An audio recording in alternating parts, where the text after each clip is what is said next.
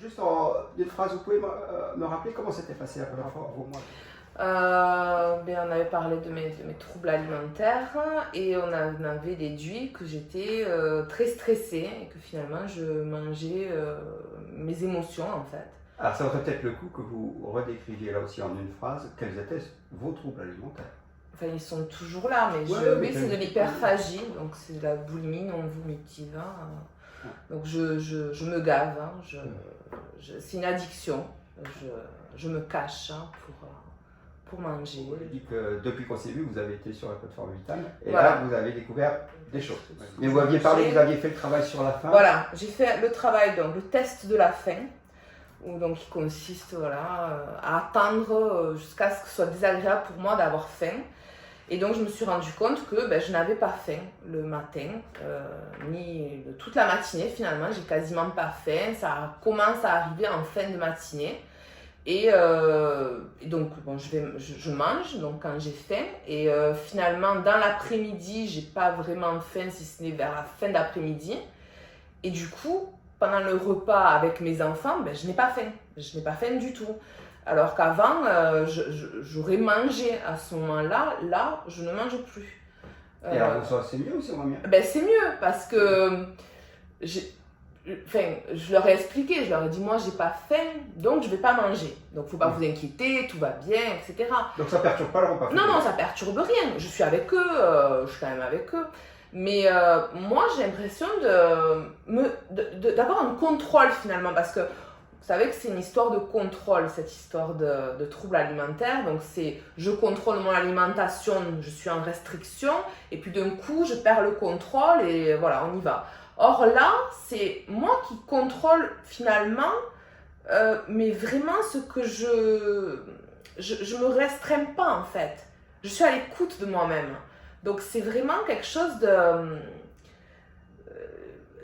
c'est comme si je réapprenais à m'écouter.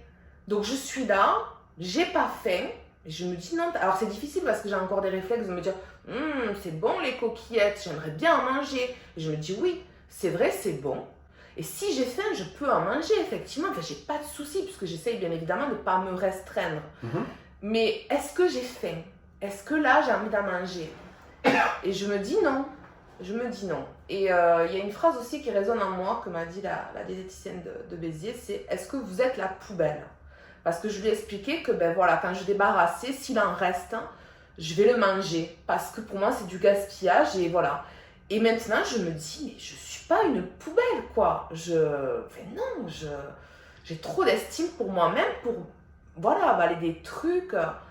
Donc voilà, donc là-dessus, au niveau de la faim, c'est quelque chose, pour moi, c'est vraiment une révélation, quoi. Et après, vous m'aviez parlé de se poser avant les crises. Voilà. Et puis de la fatigue la nuit. Voilà. J'ai essayé de comprendre ce qui se passait par rapport aux crises, par rapport au fait de devoir s'empiffrer. Et oui, c'est un sentiment, c'est soit quand je suis fatiguée, parce que mes enfants ont passé une mauvaise nuit, moi j'ai pas dormi, le fait de me lever le matin et je me dis allez, je vais prendre un paquet de gâteaux, ça va me remonter le moral, ça va me booster. Et je suppose que ça a un effet un peu de boost, cette accumulation de sucre. Voilà. Quand on dort mal, le sucre, ça booste. Mais après, je me sens pas bien en fait. Je me sens pas bien pour deux raisons. La première, c'est que je suis toujours fatiguée en fait. Ça m'a pas enlevé la fatigue. Pour enlever la fatigue, il faudrait que je me repose. Donc je suis toujours fatiguée. Et en plus, on peut dire que c'est une mauvaise réponse à un problème. Exactement. C'est pas la bonne solution. La réponse à la fatigue, c'est pas manger. Non, c'est dormir. C'est dormir. Mais et du coup, après, ça me fait culpabiliser de me dire, j'ai mis ça dans mon corps alors que j'ai éprouvé aucun plaisir. Moi, franchement, les gâteaux des gamins, c'est pas un truc que j'aime. Moi, j'aime bien les pâtisseries. Alors ça, il n'y a pas de souci. Mais alors, les pépitos et trucs comme ça, je trouve ça, ça, pour moi, c'est fade. Voilà. Et donc, du coup, c'est insatisfaction totale. Mais bon, après, c'est à moi de travailler dessus. Et les autres crises aussi, c'était un peu de la récompense. J'ai fait des choses pas agréables ou qui m'ont pas plu, mais Je sais, je vais me poser maintenant que j'ai fait tout ça là qui m'a pas plu et je vais manger des choses dont le goût me plaît, un peu comme pour me récompenser. Et du coup, je me suis dit, ben non, en fait, finalement, c'est même pas une récompense parce que là, tu manges sans faim. Et puis, il n'y a pas le goût non plus. Vous voyez, c'est ça aussi que j'essaye d'apprendre. C'est, Quand on avale vite. voilà, il n'y a pas. Et puis en plus, il y a tout ce qu'il y a après, c'est-à-dire la culpabilité de se dire mais qu'est-ce que je me suis fait? C'était tellement pas intéressant finalement de faire ça, ça m'a rien apporté quoi. Et encore une fois, comme vous avez dit, c'est une réponse à un problème mais qui n'est pas la bonne. Il y a une autre réponse. Il y a, je peux très bien décider de sortir, voir une amie, parce que voilà, maintenant j'ai fait ma journée, j'ai le droit d'aller boire un verre avec une copine, rigoler, aller 1 heure à la piscine parce que j'aime nager. Vous voyez, il y a d'autres... Et donc avant, vous n'autorisiez pas ce droit? C'est pas que je m'autorisais pas, c'était que c'était plus facile, plus commun en fait, l'habitude de faire ça, mais sans jamais m'être demandé pourquoi je faisais ça.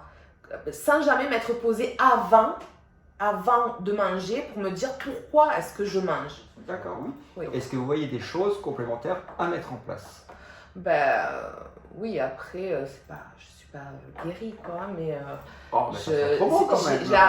j'ai travaillé aussi sur la pleine conscience, donc c'est d'être là, quoi. Ouais. On avait parlé de faire une petite pause, un peu de méditation avant la crise. Alors ça c'est compliqué hein, pour là, moi. c'est compliqué, oui. La méditation, mais comment dire, l'intérêt de ça, je me rappelle la première fois quand on l'avait fait ici, ensemble, je voyais en fait les choses qui me stressaient dans ma vie sur ces petites feuilles là, qui s'écoulent dans la rivière. Et finalement, ce que je me suis dit, c'est il y a des choses qui me stressent dans ma vie. Il y a des choses qui me stressent. Il faut que je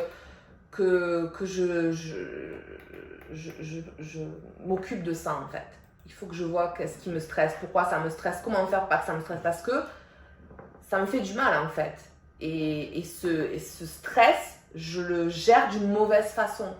Je le gère avec la nourriture. Donc, est-ce que c'est une prise de conscience que vous avez eue depuis oui. qu'on Ah oui, complètement. Donc ça, c'est une prise de conscience. Vous n'aviez pas cette conscience avant? J'avais la conscience que j'avais un problème, ouais.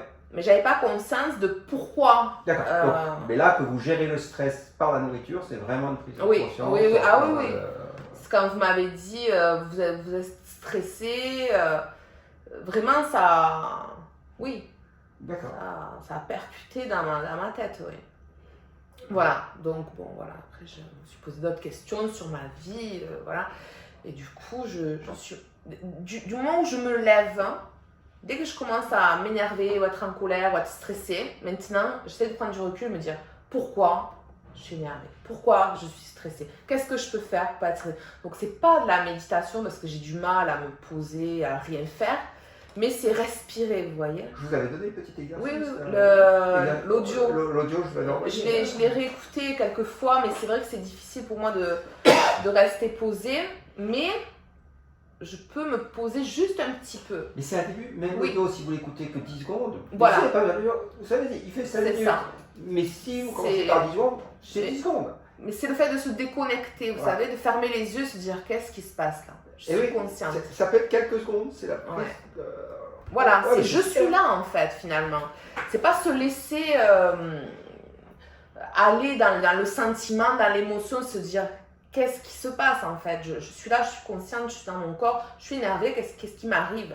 Et du coup, ça permet de ne pas avoir à gérer ça avec la nourriture. C'est juste gérer avec l'émotion, faire face à l'émotion en fait. Alors, j'essaye vraiment d'être dans la pleine conscience, de manger quand j'ai faim, de manger ce que j'ai envie de manger, de casser mes codes de un tiers l'assiette, un tiers de féculents, un tiers de viande. En fait, tout ce que j'ai appris jusqu'à là, j'essaye de l'oublier et de manger ce que j'ai envie de manger quand j'ai envie de le manger.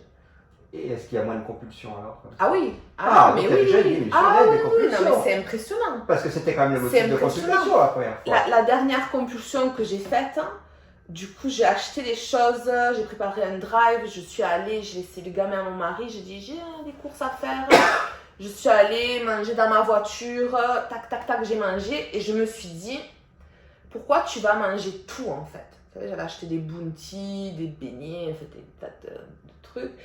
Je me suis dit, pourquoi je vais manger tout? Parce que je ne peux pas revenir à la maison avec mon butin finalement et dire, ah ben oui, j'ai mangé 3 bounties, 4 beignets, donc ma logique c'est je vais manger les 8 beignets, les 5 bounties, toute la tablette de chocolat, comme ça personne n'a vu, voilà. Et puis, même vous, finalement plus personne ne le voit, voilà, il n'y a plus rien, il n'y a plus si de traces. Si je mange tout, il n'y a plus de traces. Voilà, c'est ça. Alors que si j'enlève, j'ai toujours cette culpabilité voilà. parce qu'il manque. Et je me suis dit, ben non. Alors effectivement, j'ai essayé de le cacher pour pas que, voilà, j'avais pas envie d'entrer dans des explications, voilà, c'est un peu compliqué avec mon mari parce qu'il comprend pas tout ça, mais je me suis dit non, je vais pas tout manger, voilà, j'en ai mangé une grande quantité, c'est vrai, mais je vais pas tout manger, parce que là de toute façon j'ai même plus envie d'en manger, je vais le rentrer à la maison, je vais le cacher dans un endroit, parce que c'est vrai que je veux pas affronter ça, et quand j'aurai envie, j'en mangerai. Du coup, je me suis retrouvée avec, il me restait 2 ou 3 bounties et 3 ou 4 beignets. Et dans la semaine, ben, un jour j'ai mangé un bounty, un jour j'ai mangé un beignet. Mais vous voyez, j'ai pas repris le paquet pour finir le paquet. Je dis le paquet il est là, je peux en manger. Si je le finis, ben, j'en rachèterai. Et c'est tout. Okay. Et du coup, maintenant, c'est comme ça. Plutôt que ça soit interdit, du coup, quand j'achète, il faut tout manger pour que ça soit pas, voilà. Parce que c'est interdit. Ouais, ben là, c'est pas interdit. Et donc, pour répondre à vos objectifs, est-ce que pour la prochaine fois, vous voyez d'autres choses que vous pourriez faire en plus? Moi, c'est la satiété maintenant, en fait. J'ai vu le test de la satiété, le test d'écart. Je vous avais pas parlé de tout ça, vous avez Non, j'ai vu à 18 ans, j'ai tout regardé. J'ai mis du temps pour me mettre dedans, mais une fois que je m'y suis mise, et du coup, oui, c'est ça que j'aimerais... Ah ben super, donc pour la prochaine fois, travailler sur le test d'écart. Enfin, voilà, c'est ça. Là, je vois les questionnaires que vous avez remplis. Oui, voilà, quand j'en ai rempli, c'était pas... Ah ouais, mais alors moi, ce qui me disent ces questionnaires, c'est que quand vous voyez à manger, vous êtes external, vous avez tendance à manger quand vous voyez à manger. Voilà, vous avez dit, j'ai plusieurs... Que vous vous arrêtiez pas bien justement de manger quand vous étiez à satiété, d'où le test d'écart, c'est important. Ça. Par contre, la faim, ça avait l'air d'aller, de bien ressentir la faim. Quand vous avez des émotions, vous mangez. Ouais. Que vous avez un petit peu tendance, il semble que vous l'avez voilà, je l'ai eu fait ça. Maintenant, j'y suis plus, mais... D'accord. Oui, ben c'est ça. Mais la restriction rigide, ça veut dire aussi que vous interdisez des choses.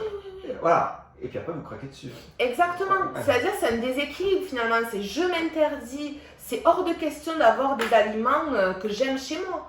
Parce que je sais que je vais craquer. Alors que finalement, si je les ai chez moi, je craque pas. Ils sont là. D'accord. Donc, vous voyez, c'est un peu comme on dit, le meilleur moyen de résister à la tentation, c'est d'y céder. Et vous savez, cette phrase, je l'ai entendue plusieurs fois, et puis j'aime beaucoup cet auteur, mais j'ai jamais vraiment compris, vous voyez. Je me suis dit, connaissant un peu le larron, je me suis dit, ah, c'est facile, hein, on se fait plaisir, on est hédoniste. Mais non, en fait, ça a tellement de sens. C'est-à-dire, voilà, c'est-à-dire que arrêtons de nous mettre des tentations finalement. S'il n'y a pas de tentation, on n'a pas, voilà, il n'y a pas de résistance à avoir face à ça, puisqu'il n'y en a pas. Et c'est exactement ça. Et moi, ça, c'est quelque chose, mais c'est un nouveau monde, quoi. C'est un nouveau monde. Mais vraiment, hein, de me dire... Vous voyez, ça m'émeut, mais de me dire, mais c'est pas interdit, je peux en manger une bouchée, comme entièrement, mais ça a complètement changé ma position, parce que du coup, je suis là et je me rends compte que non, en fait, j'ai même pas envie de manger ma tarte en entier, quoi. C'est-à-dire, j'en ai mangé une bouchée, je suis contente, hein, c'était ça que j'avais envie, c'était ça ma pulsion, mon désir, et mon plaisir, il a assouvi. Et ça va pas plus loin, quoi. Et je peux la mettre dans le frigo et je la mangerai plus tard. Ou alors je la partagerai en deux. Je dirai à ma fille, tu veux la moitié de ma tarte? Je l'ai pas mangée. Et vous voyez, c'est vraiment... c'est dingue, quoi. Pour moi, c'est dingue, en fait. Écoutez, c'est super. On avait prévu une hospitalisation le jour. C'était pour faire un peu le diagnostic et essayer de mettre tout ça en évidence. Oui. Et vous avez tout mis en évidence toute seule. Ah bon, d'accord. Toute seule avec Vitam. Moi, je pense qu'il n'a pas besoin d'hospitalisation. D'accord, écoutez, très bien. Donc finalement, c'est bien qu'on se soit revu avant. Bah, vous voyez. Je trouve que vous avez super progressé, ouais, super écoutez, belle chose. Donc maintenant, je pense que c'est bien qu'on garde des rendez-vous parce que ça permet de refaire un point, puis peut-être vous nous donner des objectifs. Ouais. Les objectifs, vous les avez fixés vous-même, c'est travailler maintenant sur la satiété, Voilà. donc le test d'écart. Alors voilà, il faut revenir régulièrement sur ces tests. Ils sont plus des tests, c'est des exercices à faire régulièrement. Ouais. Vous faites maintenant le test d'écart plusieurs fois, et après vous revenez au test de la fin. Je pense qu'il faut... Non, mais il y a plusieurs choses en fait, hein. Mais c'est la conscience en fait, c'est avoir conscience de ce qu'on fait. Là, déjà, la prise de conscience, c'est super. C'est ça, parce que même pour le test d'écart, finalement, quand on mange notre assiette, on se rend pas compte, mais voilà, on va la finir. Oui. Et du coup, on se rend même pas compte si on a faim ou pas. Mais c'est compliqué le rapport à la nourriture. Hein. Bah, du coup, moi je pense qu'on peut annuler le hospitalisation. Très bien, écoutez, ça me va. Je pense que vous avez plein d'idées. Et donc, on refait le point.